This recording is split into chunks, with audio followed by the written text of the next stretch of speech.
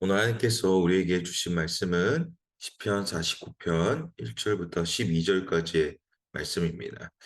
하나님 말씀 받들어 읽도록 하겠습니다. 너희 모든 백성들아 이 말을 들으라. 이 세상에 사는 모든 사람들아 귀를 기울이라. 낮은 사람이나 높은 사람이나 부자나 가난한 사람이나 할 것 없이 다 들으라. 내 입이 지혜의 말을 할 것이고 내 마음의 묵상으로 꿰뚫어 알게 되리라. 내가 귀 기울여 잠언을 듣겠고 하프를 켜면서 내 수수께끼를 풀리라. 재난날이 다가올 때 내 발꿈치에 범죄가 나를 둘러쌀 때를 내가 왜 두려워하겠는가?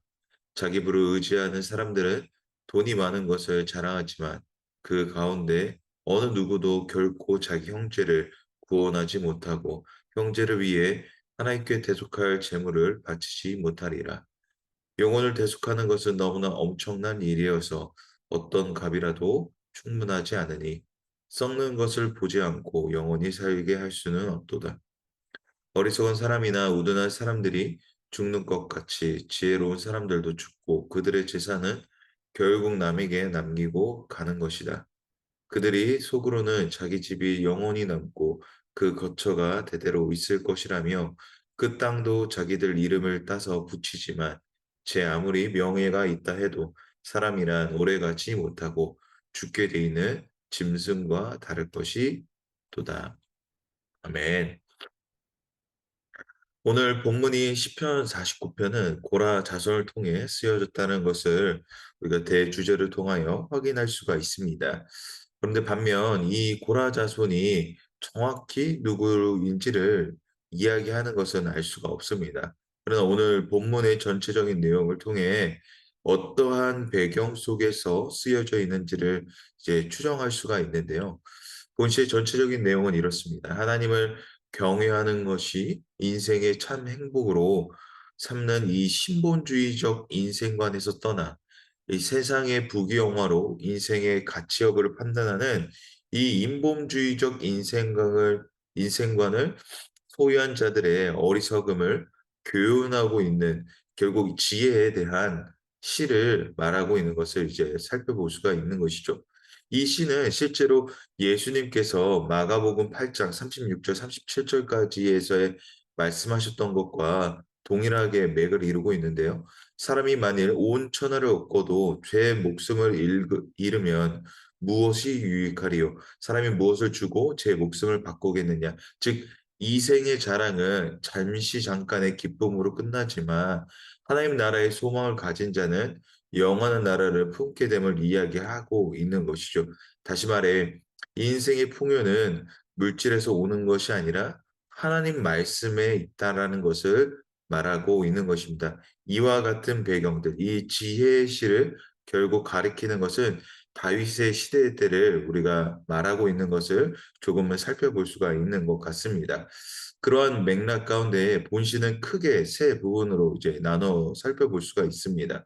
첫 번째는 1절부터 4절까지는 이스라엘 백성들에게 지혜에 다시금 귀 기울일 것을 촉구하고 있고, 두 번째인 5절부터 22절까지는 사람의 영혼을 구하는 것이 결코 재물에 있지 아니함과 동시에 세상의 부귀영화는 결국 허망하게 끝날 것을 이야기하고 있습니다. 마지막 13절부터 20절까지는 하나님을 알지 못하는 거짓된 진리를 쫓는 자들은 비참한 결론을 맞이하게 될 것임을 말하고 있습니다.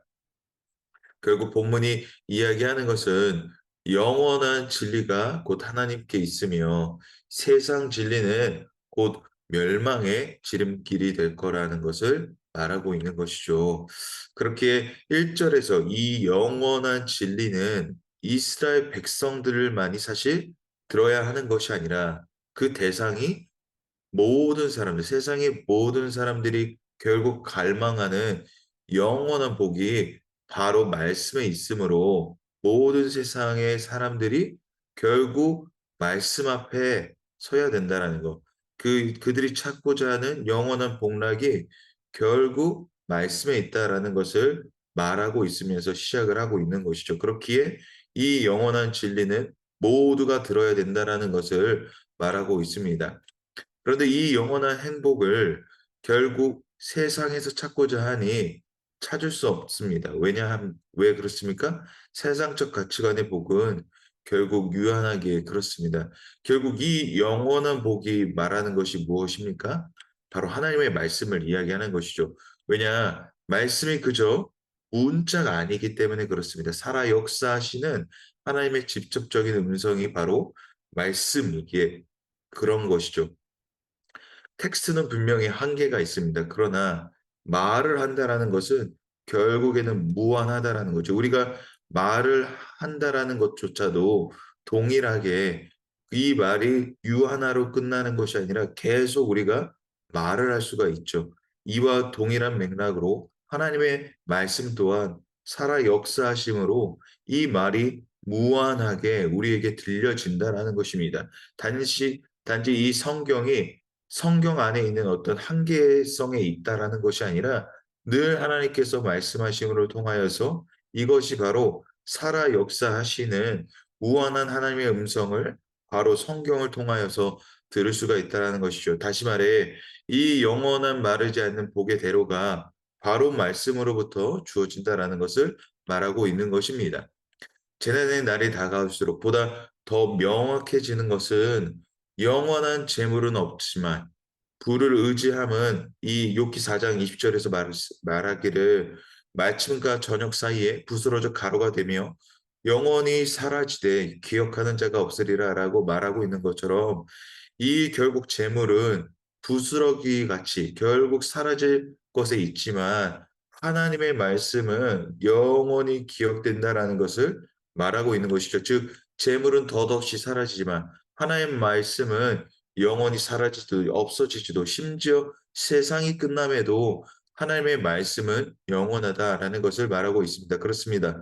오늘 본문의 시편의 이 저자 또한 영원함은 오직 하나님의 말씀에 있고 앞으로 다가올 심판날의 담대함은 물질로 인하여 충만함으로 담대함을 누릴 수가 있는 것이 아니라 바로 말씀으로부터 세워질 수 있어요. 말씀으로부터 담대해질 수 있으며 말씀이 주는 영원함으로부터 담대해질 수 있음을 그 날이 다가올수록 말씀이 우리 안에 계속해서 생성됨에 따라 세워짐에 따라 말씀을 읽고 내 안에 읊조림에 따라 그 담대함이 오히려 말씀을 통해 생겨난다는 것을 이야기하는 것이죠. 재물의 많음은 결코 한시적이나 주님의 말씀은 이 심판에 다가올수록 오히려 우리를 더욱 강하게 만드는 강성하게 하는 은혜가 곧 말씀에 있다라는 것을 말하고 있는 것입니다. 왜 말씀이 우리에게 이와 같은 담대함을 줍니까? 앞서 말씀드렸다시피 말씀이 살아있기에 그렇죠. 이번 대학 청년부 아울리치를 준비하면서 참 여러 상황들을 마주하게 됐습니다. 이 재정에서부터 또 준비하는 프로그램, 심지어 아직까지도 해결되지 않는 이 비자 이슈 앞에 여러 가지 마음의 어려움이 있었습니다. 분명히 어 이것이 깨닫게 하는 하나님의 말씀은 우리 안에 말씀이 결국 서 있지 않기 때문에 이 여러한 문제들에 있어 우리가 결국 불평과 마음의 어려움들이 있다라는 것을 깨닫게 했습니다. 이 마지막 모임 가운데에 이 저번 주 화요일 날 마지막 모임을 했는데 이 마지막 모임을 준비하면서 결국 우리의 삶의 모습을 다시 돌아보게 된다라는 것이에요.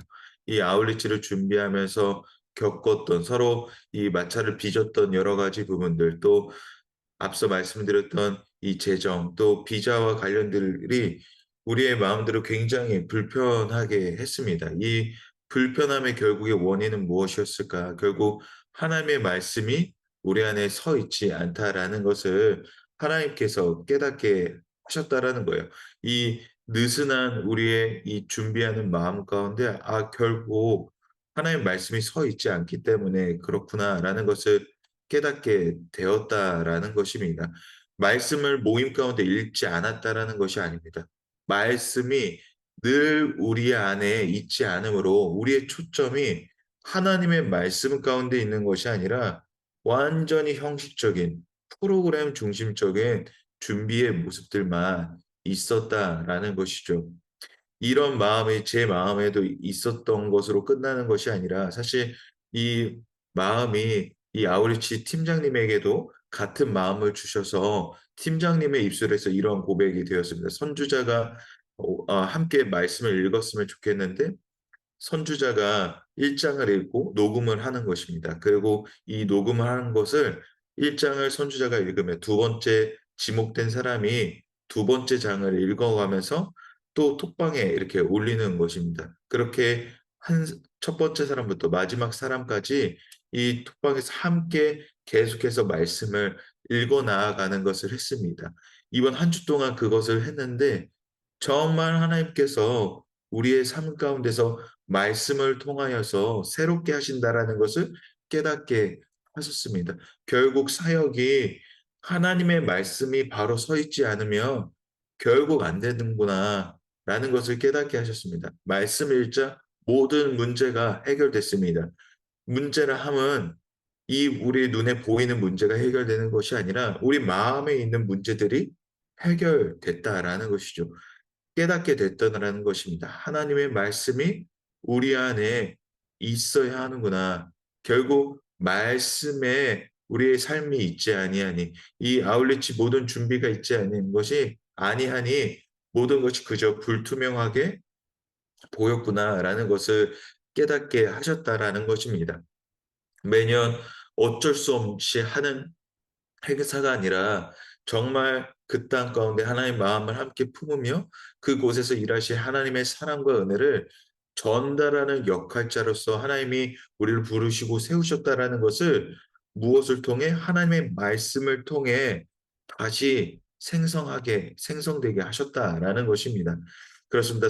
사랑하는 성도 여러분, 우리는 결국 말씀 안에서 생동감을 얻게 됩니다.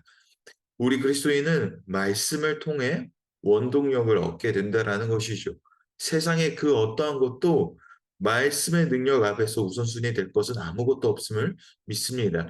말씀을 면밀히 우리의 삶 속에서 읽어 나감에 따라 그 횟수가 더해짐에 세상 그 어떤 것보다 말씀보다 위대한 것이 없음을 우리의 인생을 통해 분명히 깨달아야 합니다. 하나님의 말씀이야말로 모든 것을 해결할 수 있는 우리의 문제를 해결할 수 있는 것이라는 것을 우리가 분명히 알아야 된다라는 것이죠. 오늘 본문의 마지막 절의 20 절을 보게 되면 제 아무리 명예가 있다 해도 깨닫지 못한 사람은 쓰러지고 마는 짐승과 마를 게 없다라고 말합니다.